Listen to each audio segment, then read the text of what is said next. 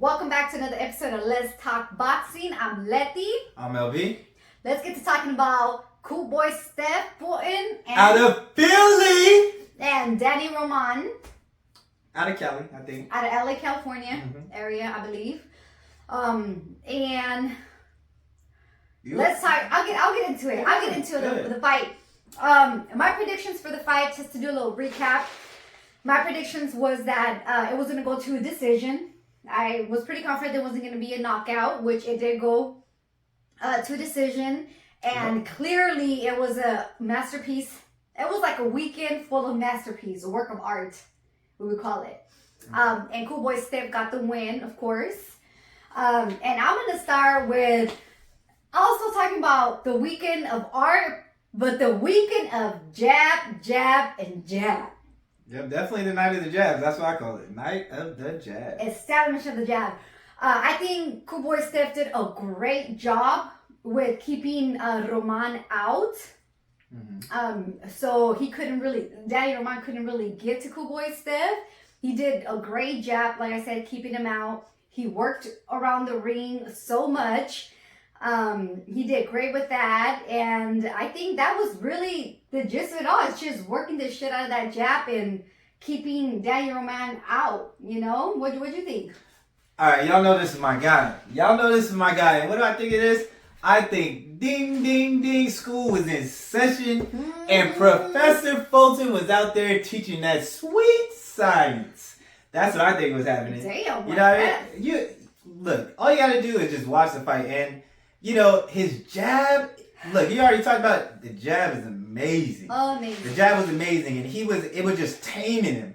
It was taming him wherever he, whatever he wanted to do, it was stopping him right in his tracks. You know what I mean? He was using the ring. And if you listen to him talking about it, if you listen to him talk about this fight, he's like, oh yeah, after this fight, you guys are gonna know, why they call me Scooter. And so I think the reason why he said that is because he was able to land shots, and then as soon as he landed the shots, he was gone. Yeah, he was gone. He was doing them like he was gone underneath to the other side. Is that why they call him Scooter? I think that's why he hasn't said that, but I think that's why because he was because he's Scooter. Man, it was just a pure sweet science. He was landing the jab, and then he started following it up with the two. You know what I'm saying? He started following up with the right hand. And he literally, what he said is like, it depends on how I wake up, I can do anything. And if you watch that fight, like he can literally do anything. And this fight in comparison to the other ones, this one he fought more on the outside.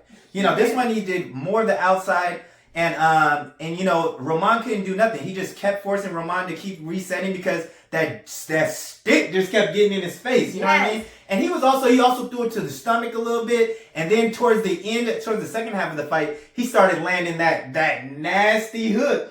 He started landing that nasty left hook, catching him coming in. Had boy do a circus. He caught him with a good left and just Danny Roman just woo, Hey, he had him turning like a top, man. Yeah. He had him turning like a top, and then even Steve Fulton he gave him a round in the middle. I'm like, look, they just felt bad for Roman. You know what I mean? Because you could not, man. He was just taming that boy. Yeah, it was complete domination. It was just a masterclass performance. And then when you look at it, like towards the end of the fight, he started to stay in there and bang, especially in the championship rounds.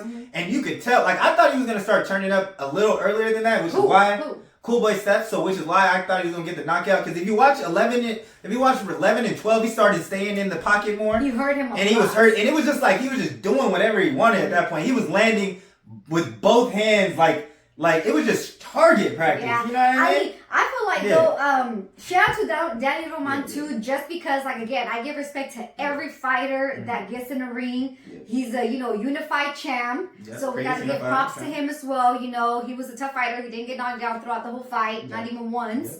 So I think he had his moment of shine, in the past, and I was like kind of passing the torch to, And I see the thing is, I wouldn't really even consider it passing the torch, but the thing is like when there's really special fighters and they get in there with a good fighter, they make that good fighter just look less of themselves. You know what I mean? And that's what cool boy Steph did today. I mean, he made a good fighter just look, you know, like an average fighter. You know what I mean? And that just shows how great he is. So I know that Danny Roman is still, you know, he's still gonna be able to. He's gonna have some good victories, you know, going forward. But it's just because he was in there with Cool Boy Steph. You know what I mean? That's how good Cool Boy Steph is. And I was happy after the fight. You know, Danny Roman, he gave him his credit. I love that. I love that. He gave mad props to, you know, Fulton. He wasn't like other fighters that we get into. I clearly won that fight. No, he knew. He said the better man. And we know now the best of this division, 122, is Cool Boy Steph. Fulton got, you know, and if anybody knows who's the best in that division, it should be Danny Roman, considering he's fought both of them. MJ is the only one left who has the other 2 belts. You know what I mean? He's been in there with ring, and that was a close fight. And so imagine that. Styles make fights, but he had a close fight over here, and it wasn't even close when he caught Fulton. So after this, I'm just even more excited. And and it just shows, like, if you compare this fight to the previous 2 fights where that was mostly on the inside, Fulton throwing these uppercuts, this one was on the outside. It just shows how much of a complete fighter Fulton is. But you know he is. We all know that he can fight on the inside. He can fight on the outside. But something that caught attention that I was thinking about that he has said when he was fighting Figueroa is, remember he said if I could do one thing again is I wouldn't fight his fight of just fighting on the inside, because that fight was really close, Figueroa and Fulton. And this time around, I think he was like, you know, I'm going to work my jab. We know what works, so don't, you know, try to... I think we actually had a discussion about this, like, fighting the other fighter's fight, you know, and at some point I was like, nah, you know, you need to fight the other fighter's fight. But he just kind of made me reevaluate that shit, you know? Just because how he had it a lot tougher with Figueroa, fighting Figueroa's fight. Right. And this time, fighting against a previous unified champion, fighting his own fight, and fighting his own fight, he dominated that. Dominated the jab. It's like, that determined the whole fight to me, you know? So... And it kind of and you were happy when he gave credit to his dietitian, because he's like energy. Shout out to that, you know. I do some of the meal preps myself, you know. So I was like, I'm happy. People are shouting out their dietitian because they are now, it makes a huge difference. You know, Devin Haney did the same thing. He shouted out to his dietitian. So did he.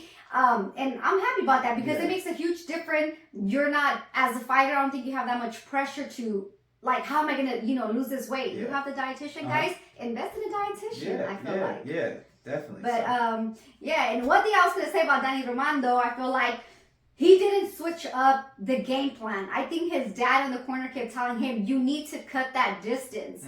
And I just feel like he couldn't adjust throughout the fight. And you know, I kind of, you know, you kind of hit on it, when you were talking about, you're like, oh, fighting his fight. And I kind of talked about it like, you know, like Arrow, when he fought Sean Porter, he was he goes, if I ever fight him again, you know, I would fight my fight. Because that was a close fight, you know, and he was fighting the Sean Porter fight. But, you know, so that's kind of like to talk about what you were saying about, you know, fighting his own fight.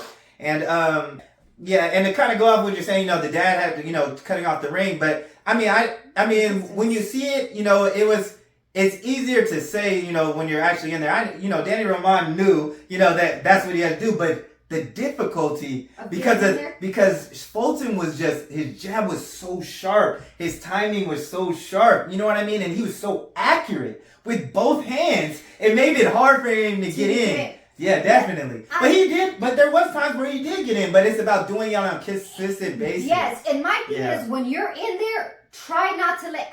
You know. There's a fighter, Danny Roman knew what it was, but don't just do 3 punches on the inside. Keep going. Don't let him out. You know what I mean? Yeah. She let him out. Yeah, she had wanted the inside. I was like, we already know Fulton's inside game is arguably the best. It is. Yeah. But my argument with that was like, for Danny Roman, you're still getting hella touch on the outside, right? Fulton is just doing what he does, a masterpiece on the outside. Why not just try to really get inside and round him up? And it didn't matter what range he was going to be at. Right. Cool Boy Steph was going to be able to do his thing because we didn't see him fight any and every which way, any range. He even threw a southpaw left that landed and stunned him. Yeah. I was, you know, me being, you know, a southpaw, I like that. But But yeah. It was cool. It was cool. Yeah. It was a cool fight. So Yeah, you want to kind of get into the next fight. So we kind of already talked about it. So we got 2 fights. I got 2 fights that that I think that he should kind of look at. One is going to be okay. MJ. Cool Boy. Are we talking about Cool Boy Steph? I want Cool Boy Steph. Yeah, I want Cool Boy Steph to get that final piece. We got everybody getting undisputed, and I think it's time. Why not? Exactly. You know what I mean? There's only one person out there he got left. You know what I'm saying? He's already fought. They already got the same opponent in Danny Roman. I think it's be good for the division for them to go ahead and get the undisputed and just bring more attention to that division, because the smaller divisions, they don't really get that type of of respect that they deserve. Yeah. I mean, if you guys don't pay attention to those the smaller weights, definitely you need to check them out, because they be doing their thing down there. Even Fulton said, I was even on the fight of the fight of the year, like Canada, the candidate. Yeah. So he was like, that usually doesn't happen for the smaller divisions, and he was. So yep. And I'm gonna just go ahead and say this real quick. I've already been saying this. Cool Boy Steph, prior to him winning this fight, he should already be pound for pound. He's already been pound for pound. I mean, when you look at him before, he's unified. He's been fighting dog after dog after dog. He had to beat he beat 2 champions and that have their belts. And no one has been fighting this many dogs. And he's giving us the fights we want. He's giving us a fan-friendly style. You know what I mean? We seen him in there banging and slugging it out. Then we seen him out here giving a masterclass boxing lesson. You know what I mean? He's definitely top 10 regardless of this. And I was glad he said that. He's like, I'm already top 10 and I don't even care what nobody else say. You know what I mean? We know you do. Yeah. We got to make a video on that. Yeah, we got to make a video about what we think, what it takes to be on pound for pound. Yep. So we'll get that. But let's get to, so you're talking about, you think Fulton should do the MJ? Yeah, MJ fight. And then I got one other fight that I think would just be huge. Cool Boy Steph? For Cool Boy Steph. Would you say after or before MJ? I want the MJ fight first. Undisputed, okay. And then I want this one other fight. But something has to happen for this to happen. So someone gotta come on Tuesday morning,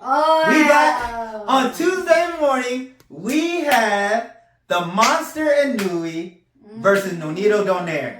Now, there'll be a video dropping about that fight. But if the Monster wins that fight, I think that would be huge fight for the smaller weight classes, and I think it would bring attention to this, exactly like I was talking about, to the smaller weight classes, because and Cool Boy, even though he already should have his respect, will finally get the respect from everyone, because Inui is in the top 5. Is he pound for pound? They have him top 5. Everybody pretty much has Inui top 5 pound for pound. Yeah. So he wins that. I say if hopefully they can make it work out where he can come up to 122. Monster's got a big following, and Cool Boy's got his following. I think it would be an explosive fight. Yeah. You know what I mean? And it would be, and they both have the profiles, and I think it would just lift the smaller weight divisions, and it would be a fire fight. Yeah. You know what I mean? And I that's a fight I have to see. That's actually really that's a fight I have to see. I didn't even think about that one. Yeah. That would be a good fight to see. Yeah. But it's always exciting to watch Cool Boy Steph come in and put on a performance. We can't wait to see him in the ring next. Hopefully it's MJ, so we can get that undisputed. It's been going around.